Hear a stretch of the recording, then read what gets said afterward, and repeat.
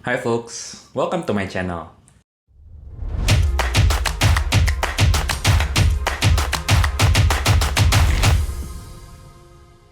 Gue Vicario, gue sarjana teknik yang memulai karir sebagai seorang konsultan manajemen, lalu bertransisi dan menjadi seorang strategic project manager di sebuah tech company. Gue juga mengembangkan konten seputar personal development di followyourflow.id bersama partner gue Mbak Ika, di mana kita nge-share personal development tips untuk milenial, terutama untuk early career professionals. Nah, di video ini, gue akan share tentang practical tips dari buku yang gue baca. Nah, kenapa gue share seperti ini? Karena sama seperti lo, gue juga memiliki waktu yang terbatas untuk membaca. Dan seringkali ketika gue udah baca, gue lupa insight-nya apa. Sehingga pada akhirnya, gue juga lupa untuk mempraktekkan itu di kehidupan gue sehari-hari. Hopefully, dengan gue share insight atau practical steps dari buku yang gue baca ini, gue bisa membantu lo untuk menghemat waktu yang lo gunakan untuk pengembangan diri, sehingga lo bisa menggunakan waktu yang lo punya untuk fokus praktek dari step-step tersebut. Nah, pada kesempatan kali ini, gue akan share dari buku yang berjudul The Subtle Art of Not Giving a Fuck, yaitu adalah buku yang sangat terkenal yang dikarang oleh Mark Manson dan sudah menjadi New York Times bestseller juga. Nah, pada kesempatan kali ini, gue akan share tentang 5 tips atau 5 step yang gue pelajari dari membaca buku ini. So, let's get started. Nomor 1 adalah tentang gimana kita membuat keputusan yang konsekuensinya siap untuk kita terima. Nah, ketika kita muda, yang sering terjadi adalah kita nggak benar-benar paham sebenarnya apa sih konsekuensi dari keputusan yang kita buat. Nah, begitu lulus kuliah, gue jadi akhirnya sadar bahwa sebenarnya untuk setiap keputusan yang gue ambil, akan ada efek samping yang gue rasakan. Contohnya adalah ketika misalnya gue berkarir sebagai konsultan manajemen, di situ gue belajar banyak hal, gue ketemu orang-orang yang keren-keren, dan gue mendapatkan kesempatan untuk travel. Nah, tapi konsekuensi dari bekerja sebagai konsultan manajemen itu adalah jam kerjanya yang panjang. Dan ini bukan kasus spesifik untuk konsultan manajemen karena setiap pekerjaan juga memiliki konsekuensinya. Maka dari itu, setiap kali kita mengambil keputusan, pilihlah keputusan yang konsekuensinya bisa kita tanggung. Tips yang kedua, beri value dulu baru kita meminta. Nah, dari buku ini gue jadi sadar bahwa benar juga ya, dari kecil kita itu sering didoktrin bahwa kita itu spesial. Padahal sebenarnya kita itu nggak spesial. Maksudnya apa? Maksudnya, kalau kita memang ingin mendapatkan sesuatu, ya kita perlu mengusahakan. Dan ini berasa banget ketika masuk ke dunia kerja. Nggak peduli dari manapun alma mater kita, atau prestasi yang udah kita milikin pas kita kuliah, ketika kita masuk kerja, kita perlu membangun lagi kredibilitas melalui hasil atau value yang kita berikan kepada teman-teman di kantor kita. Waktu gue pertama kali kerja, gue nggak sadar bahwa hal ini penting. Gue kira sebagai seorang fresh graduate, gue berhak untuk mendapatkan full mentorship dari tim gue. Memang ada benernya sih, tapi saat itu gue malah terlalu fokus untuk meminta, bukannya memberi.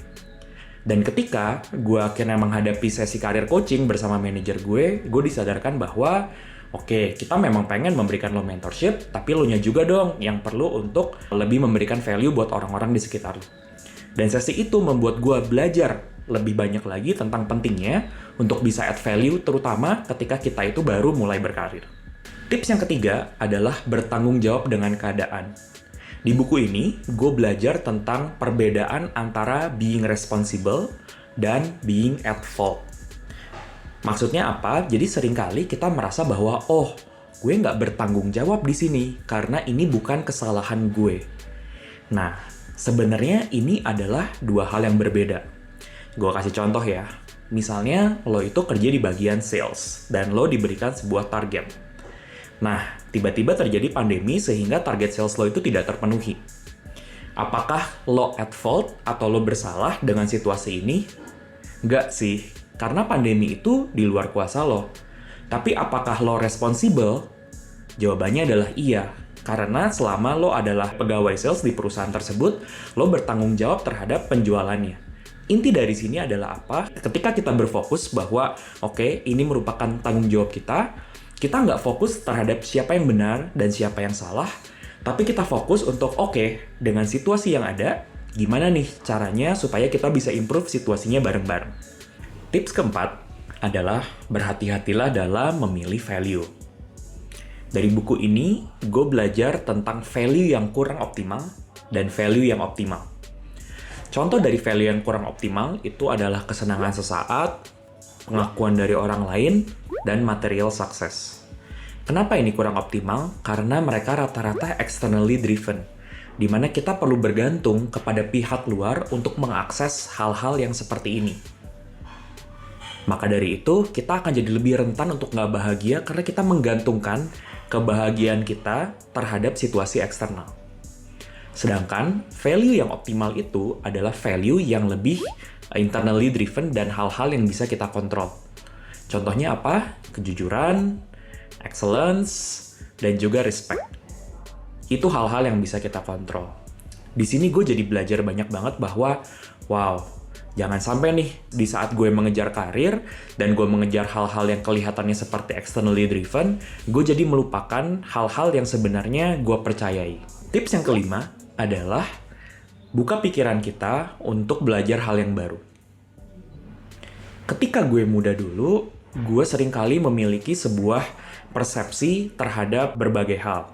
Contohnya, gue inget banget dulu tuh gue bilang ke tim gue bahwa, passion gue itu adalah HR. Makanya, gue pengen banget ngerjain project-project yang berbau organisasi. Lalu, senior gue nanya, oke, kenapa lu passionate terhadap HR? Terus gue bilang, iya, karena gue itu seneng dengan kerja sama orang lain.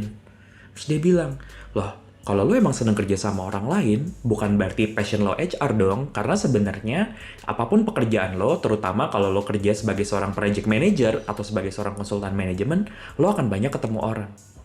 Nah, tapi waktu gue mendengar itu, gue kayak, enggak, lo yang salah, gue yang benar. Nah, di buku ini gue diingatkan kembali bahwa enggak kok, kita itu sering salah, terutama ketika kita masih lebih muda, karena sudut pandang kita itu masih sempit. Gitu.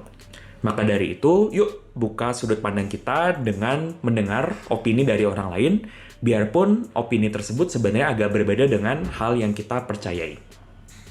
Yuk, kalau gitu kita recap dulu. Ini dia 5 tips yang gue pelajari dari buku The Subtle Art of Not Giving a Fuck.